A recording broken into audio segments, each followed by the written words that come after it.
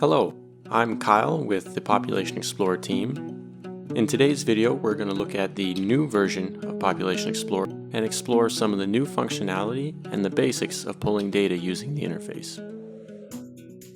Okay, so this is the new interface for Population Explorer. You'll notice on the left we've broken it up into three areas: map settings, my target groups, and shared with me. Now we're going to go into my target groups here, and you can see what I've been working on. So these are groups unique to my account. They'll be here till I delete them. So I'm going to go ahead and add a target group. We're going to keep it as default. Okay, so now we're going to put some data in this target group. And so I'm going to go to add item, and you can see the various items. We're going to go to a new one called choose boundary. Now we've introduced national and subnational boundaries into Population Explorer. You can see here I've opened up Ethiopia, and I'm going to go down to Tigray. I'm going to change my map setting real quick to get a different view of what this looks like, and it looks right, so I'm going to go ahead and add. So you can see here's our population age and gender. By scrolling over the chart, you look at the individual demographics, and you can also export directly to Excel. So I'm going to add another boundary here, this time just with a search.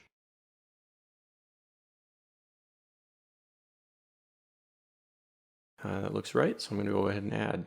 So now I've added these two boundaries into target group 1. I can switch between them both, or I can combine them. So we're going to go ahead and add another target group 2, and this time we're going to go to Dubai. So here's Dubai, and now I'm going to use the search functionality to look at a specific location within Dubai.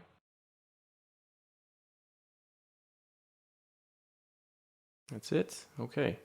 Very recognizable. Now I'm going to draw a shape around this lower portion of this palm here. Okay, so I'm just going to call this lower palm. Go ahead and add. And there we go.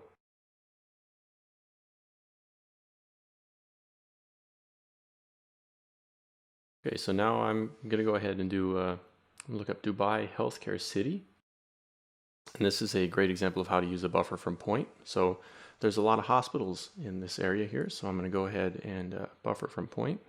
I'm curious, what maybe is the difference between people living around these hospitals and other parts of the city? 100 is way too much. We'll go to 1.5 kilometers. And there we go, just like that. So now I'm going to show you a little trick with buffer from line. So I want to know how many people within 1 kilometer of the coast. So I'm going to go ahead and buffer to 2. And of course, there's no population on the water, so we're going to get the population of 1 kilometer on land. It's a neat little trick. So here's our total for target group 2 with all 3 of those boundaries we created. So we can go ahead and use Bing Aerial. This way we can look at the individual buildings and the geographies that go into each of those targets we just created. So the last thing I'm going to show you today is how to upload your own shapefile. So we're going to go to Philadelphia in the United States. Now what I've done is I've downloaded a public zip code file, and I'm going to upload here. So we're going to add a target group, add an item, my shapefiles. You can see some other ones I've uploaded here.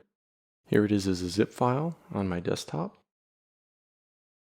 Just like that, we have all these public zip code shapefiles for the United States. We can go ahead and add one there. We also have integrated this new feature for shared with me. Basically what this allows you to do is collaborate with other individuals in your group and share shapefiles or any other type of information. So a lot of times we find individuals are working in certain areas and certain geographies, and this allows them to quickly and easily correspond with one another with regards to the areas they're working in. So that does it for today. As always, we would love to hear your feedback. Thank you very much for watching.